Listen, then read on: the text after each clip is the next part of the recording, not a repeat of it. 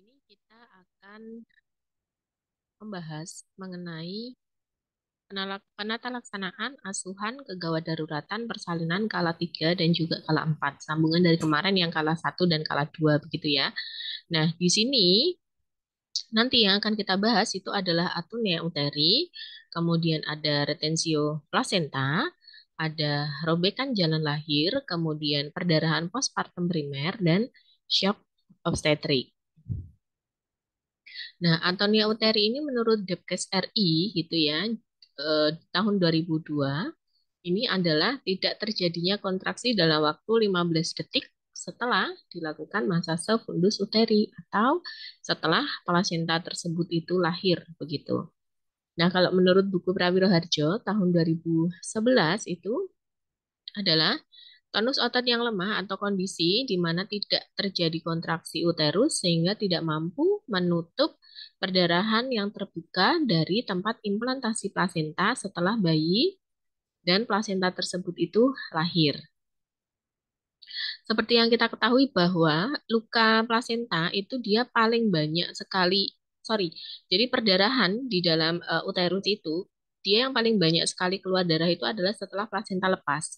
Karena kalau dilihat begitu, kalau bayi lepas itu kan tidak ada proses implantasi begitu ya. Yang berimplantasi itu adalah plasenta gitu. Sehingga pada saat plasenta terlepas itu pasti nanti eh, apa pembuluh-pembuluh darah penghubung dari plasenta kemudian ke uterus itu dia akan apa terbuka begitu. Nah, kalau semisalnya kontraksi ini itu tuh tujuannya adalah untuk menutup pembuluh pembuluh darah tersebut, sehingga dia perdarahan perdarahan yang ada di apa namanya? Perdarahan yang keluar itu dia akan menipis atau dia akan berkurang begitu akibat adanya kontraksi begitu. Nah, pada kasus atonia uteri ini dia tidak ada kontraksi sehingga pembuluh darah perlukaan dari plasenta dia yang apa namanya? Dia yang terlepas itu tadi dia akan menganga atau akan terbuka sehingga darah itu akan terus mengucur begitu. Nah, lanjut. Nah, ini kalau kita melakukan masase fundus uteri, tentunya di sini ibu-ibu bidan semuanya sudah paham begitu ya. Di sini dengan menggunakan palmar, bagian palmar, kemudian kita lakukan masase di daerah fundus begitu. Nah, kalau dia masasenya dia itu yang berhasil dilakukan masase, pasti nanti uterusnya itu dia akan apa namanya? Dia akan mengeras begitu dan nanti akan kita rasakan seperti bentuk seperti telur begitu.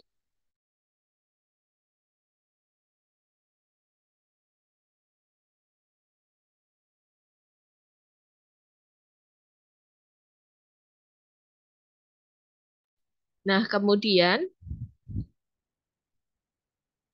kemudian ini kondisi atonea uteri. Nah ini adalah normal postpartum condition with kontraksi uterus preventing hemorrhagic gitu. Jadi seperti ini kalau dia itu yang normal dia akan berkontraksi sehingga akan tertutup tuh di sini apa namanya bekas implantasi yang terjadi perlukaan akibat pelepasan plasenta itu dia akan tertutup tuh. Nah, kemudian di sini adalah uterine atonia, allow hemorrhaging to flow into the uterus gitu. Jadi di sini kalau dia tidak terjadi kontraksi, maka dia akan terbuka begitu dan dia akan flow mengalir eh, ke dalam uterus yang akhirnya nanti menyebabkan suatu perdarahan gitu. Nah, ini struktur anyaman pembuluh darah itu bentuknya adalah seperti ini. Ini serabut otot, ini pembuluh darah. Nah, pembuluh darah ini ada di tengah-tengah serabut otot seperti anyaman begitu ya. Sehingga pada saat dia tidak terjadi kontraksi, dia akan menganga seperti ini. Tapi kalau dia terjadi kontraksi, maka pembuluh darah ini dia akan menyempit sehingga darah yang dikeluarkan ada, namun tidak banyak begitu masih dalam normality gitu atau masih dalam kondisi normal. Nah, ini penata laksanaan atonia uteri ini yang pertama adalah lakukan massase fundus uterus gitu. Pastikan bahwa plasenta itu dia lahir secara lengkap. Kemudian Berikan 20-40 unit oksitosin dalam 1000 mili larutan NaCl, 0,9% Ringer laktat dengan kecepatan 60 tetes per menit, dan 10 unit intramuskuler. Lanjutkan infus oksitosin 20 unit dalam 1000 mili larutan NaCl, 0,9% Ringer laktat dengan kecepatan 40 tetes per menit hingga perdarahan itu dia berhenti. Begitu. Kemudian, eh, bila tidak tersedia oksitosin atau bila perdarahan tidak berhenti, berikan ergometrin 0,2 mg secara IM atau IV. Nah, dapat diikuti pemberian 0,2 mg IM setelah 15 menit dan pemberian 0,2 mg IM atau IV lambat setiap 4 jam bila diperlukan gini. Jangan, nah ini note-nya adalah jangan berikan oksitosin itu lebih dari 5 dosis atau 1 miligram. Catatan, jangan berikan lebih dari 3 liter larutan intravena yang mengandung oksitosin. Jangan berikan ergometrin kepada ibu dengan hipertensi berat atau tidak terkontrol, penderita sakit jantung, dan penyakit pembuluh darah tepi. Ini adalah kontraindikasi untuk pemberian ergometrin 0,2 mg IM. Begitu. Nah, jika perdarahan berlanjut, berikan 1 gram asam tranexamat IV bolus selama 1 menit, dapat diulang setelah 30 menit. Nah, ini bisa dengan prosedur kondom kateter, begitu ya. Di mana prosedur kondom kateter ini merupakan prosedur yang membutuhkan alat-alat, yaitu kateter Foley nomor 24, kemudian kondom larutan NaCl 0,9%, kemudian selang infus atau squid 50 mili. Langkah-langkah pemasangan kondom kateter ini diantaranya adalah jelas ibu harus kondisi berbaring dalam posisi litotomi, kemudian dicuci tangannya, kemudian cuci tangan kita sebagai seorang penolong, kemudian gunakan sarung tangan steril, masukkan kateter ke dalam kondom, jadi seperti ini, kateternya dimasukkan ke dalam kondom, lalu ikat dengan tali dekat mulut kondom. Nah, ini kemudian dilakukan pengikatan. Pertahankan dalam keadaan kosong dengan kateter Foley. Nah, masukkan kondom yang sudah terikat dengan kateter ke dalam rongga uterus. Ini. Kemudian berikan ujung kateter biarkan ujung dalam kateter di dalam kondom, kemudian ujung luar kateter dihubungkan dengan set infus. Kondom dikembangkan dengan 250-500 ml larutan NaCl 0,9%.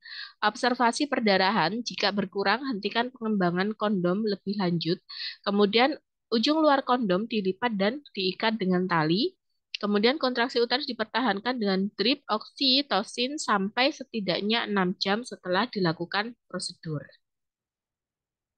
Jadi ini ya bentuknya, dimasukkan ke dalam rongga, kemudian diisi apa namanya, disambungkan dengan larutan apa, dengan infus NaCl, kemudian nanti di sana dia akan membantu apa namanya, menekan pembuluh darah sehingga darah tersebut dia tidak keluar.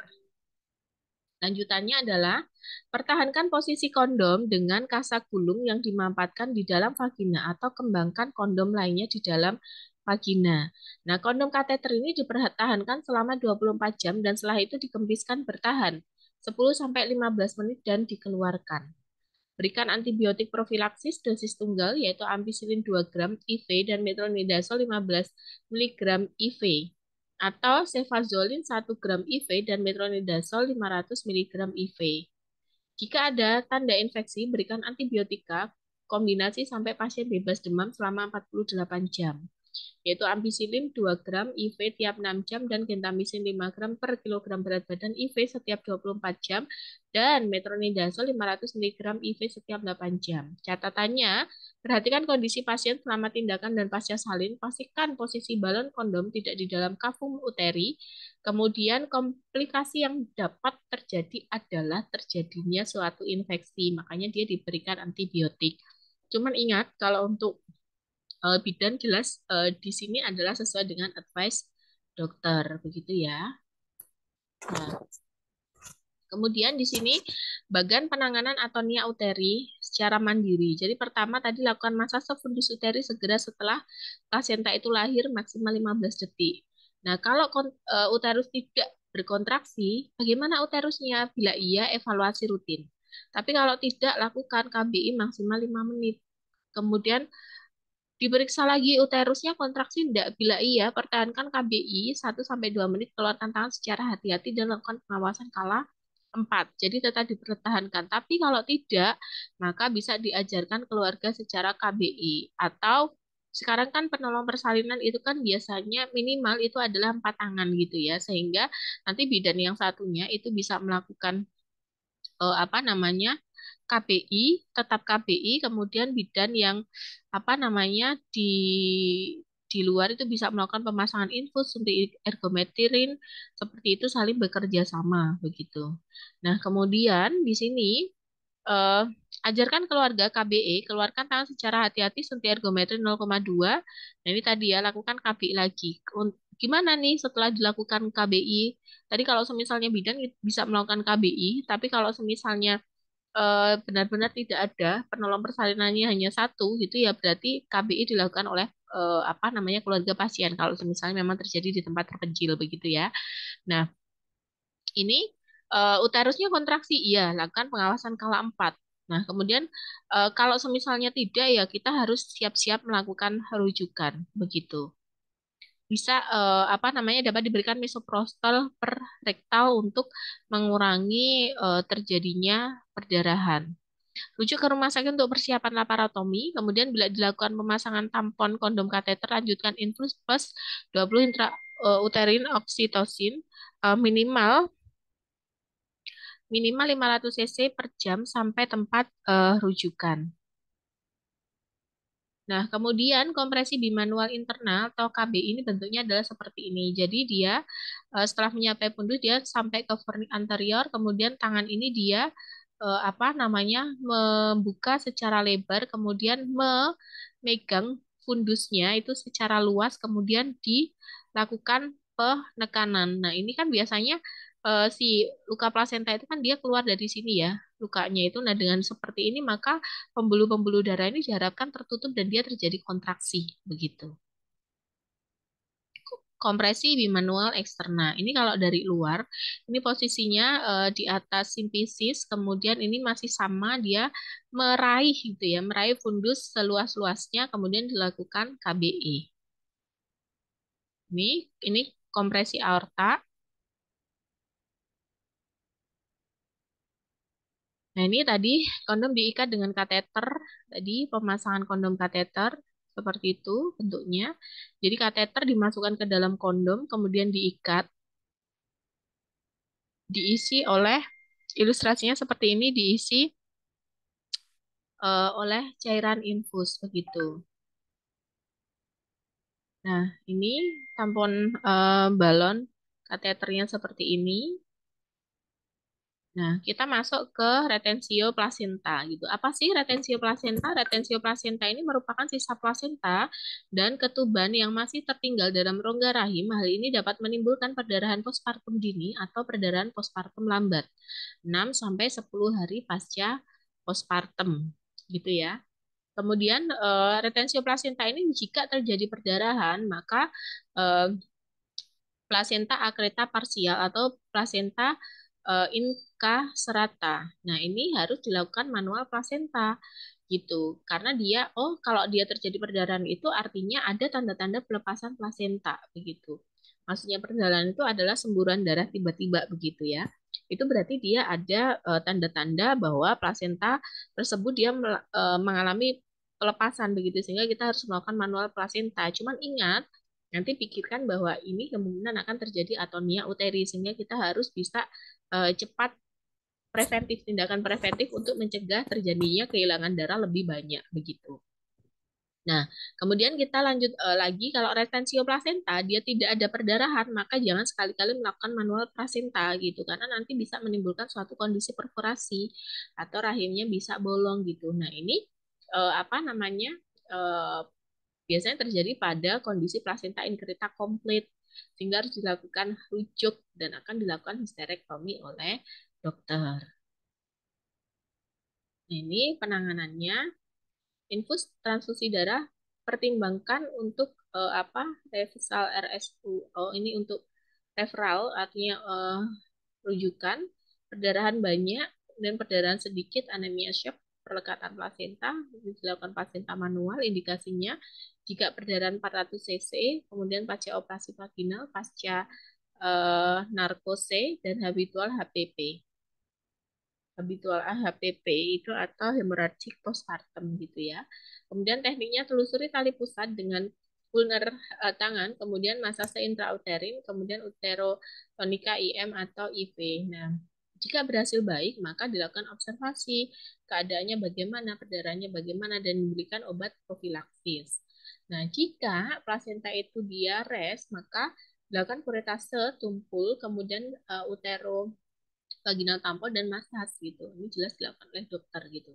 Perdarahan terus maka tampon basah kemungkinan dia terjadi atonia uteri bisa dilakukan histerektomi dengan pertimbangan KU, umur penderita dan paritas begitu. Nah ini tadi ada plasenta melekat, akreta, inkreta, prokreta dan adesiva. Kita masuk ke robekan jalan lahir. Kalau berdasarkan tingkat robekan, maka robekan perineum ini dibagi menjadi 4 tingkatan, gitu ya. Ada tingkat 1 yaitu robekan hanya terdapat pada selaput lendir vagina dengan atau tanpa mengenai kulit perineum.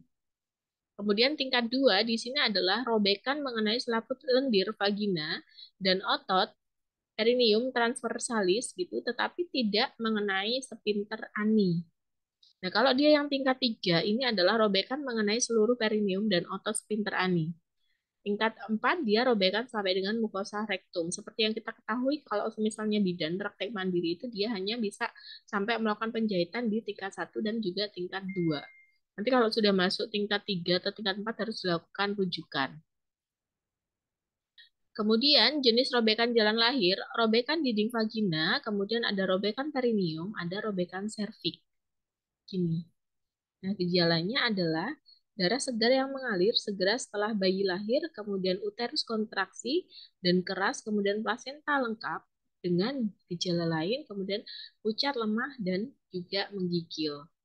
Nah, jadi ingat, ini yang harus kita ingat bahwa perdarahan postpartum itu ada 4T. Ini harus kita ingat. Tonus, kemudian tisu, kemudian trauma, kemudian trombin. Kalau misalnya pada saat kita melakukan pertolongan persalinan, ternyata setelah kita lakukan apa namanya masase itu masase kemudian masasenya keras berarti oke. Tapi kalau misalnya masasenya ini kita sudah melakukan masase fundus uteri kemudian kita rasakan masih agak teraba sedikit lemah, kita harus berpikir bahwa di situ ada tisu atau mungkin ada jaringan-jaringan yang tertinggal sehingga kita harus melakukan manual eh, plasenta itu tadi manual sisa plasenta begitu. Nah kemudian kalau misalnya pada saat kita lakukan masase kok apa namanya oke-oke saja begitu, eh, oke-oke saja begitu, maka eh, di sini kita berpikirnya adalah kemungkinan ini adalah trauma gitu. Trauma itu dia trauma kemudian ada trombin. Nah, ini trombin ini adalah kelainan pembuluh darah begitu. Di sini trauma itu dia jadi kalau misalnya kontraksinya bagus kemudian tiba-tiba dia terjadi perdarahan secara simultan dan kemudian dia tidak maksudnya mengalir saja gitu dan ibunya hanya merasa oh iya sur-suran gitu cuman kontraksinya bagus, nah kita ke berpikirnya ke trauma, tapi bila kontraksinya dia lembek kita berpikirnya adalah ke tisu atau adanya jaringan yang tertinggal begitu. Nah, perdarahan postpartum ini definisinya adalah perdarahan pasca primer terjadi 24 jam pertama setelah persalinan. Sementara perdarahan pasca salin sekunder adalah perdarahan per vaginam yang lebih banyak dari normal antara 24 eh, 24 jam hingga 12 minggu setelah persalinan. Diagnosisnya adalah perdarahan pasca salin adalah perdarahan lebih dari sama dengan 500 mili setelah bayi lahir atau yang berpotensi mempengaruhi hemodinamik ibu. Kemudian faktor predisposisi diantaranya adalah kelainan implantasi dan pembentukan plasenta. Nah, ini plasenta previa, solusio plasenta, plasenta akreta, inkreta, perkreta, kemudian kehamilan ektopik, mulai hidatidosa, kemudian adanya trauma saat kehamilan dan persalinan seperti episiotomi, persalinan, pervaginam dengan instrumen seperti forceps di dasar panggul atau bagian tengah panggul atau bekas SC atau histerektomi. Nah, volume darah ibu yang minimal, terutama pada ibu berat badan kurang, atau terjadi preeklamsi berat atau eklamsi, sepsis, dan atau gagal ginjal. Adanya gangguan koagulasi, kemudian pada atonia uteri penyebabnya antara lain uterus overdistensi karena bayi yang makrosomia begitu ya, kemudian kehamilan kembar, hidramion atau bekuan darah. Induksi persalinan, penggunaan agen anestestik atau agen halogen atau anestesia dengan hipotensi, kemudian persalinan lama, korioamnionitis, persalinan terlalu cepat dan riwayat atonia uteri sebelumnya. Nah, ini kita lakukan resusitasi. Nah, ini kepala cek kesadaran, pastikan jalan nafas bebas, cek pernafasan dengan beri O2, lakukan pencatatan urutan kejadian kronologi, kemudian lengan, periksa nadi, kemudian pasang akses intravena, begitu ya, ambil darah untuk pemeriksaan laboratorium, terutama hematologi rutin, golongan darah dan uji pencocokan silang, lakukan resusitasi cairan, berikan obat-obat uterotonika. Uterus mulai dari sini panggil bantuan gitu ya, lakukan masase, lahirkan plasenta dengan lengkap, kemudian koordinasi dengan penolong lain pada posisi kepala dan lengan, kemudian kosongkan kandung kemih, jika atonia uteri lakukan kompresi bimanual, tentukan penyebab perdarahan, lalu lakukan rujukan. Ini adalah tabel cairan pengganti berdasarkan volume begitu ya. Jadi kalau tekanan darah siastoliknya itu dia 120, frekuensi 80 kali per menit, perfusi akral hangat, volume darah kurang dari 10%, perkiraan kehilangan darah adalah kurang dari 600 mili, asumsi berat badannya adalah 60 kg. Jumlah cairan yang diganti dia tidak ada. Kemudian kalau tekanan darah dia 100, kemudian frekuensi nadi 100 kali per menit, perfusi akalnya dia pucat, volume darah kurang lebih 15%, begitu. Perkiraan kehilangannya adalah 900 mili, sehingga harus diganti 200 sampai dengan 3000, 2000 sampai dengan 3000 mili. Nah, kurang dari 90, frekuensi nadi lebih dari 120, akralnya dingin, kurang lebih 30%, atau perkiraan kehilangan 1800 mili, maka penggantinya 3500 sampai dengan 5500 mili. Terus kemudian kurang dari 60 sampai dengan 70 begitu. Frekuensi lebih dari 140 kali per menit hingga tak teraba, kemudian basah, kurang lebih 50%, perkiraan kehilangannya adalah 3000 mili. Sehingga jumlah cairan yang harus diganti adalah 6000 sampai dengan 9000 mili. Ini penyebab yang harus dipikirkan gitu ya, gejalanya.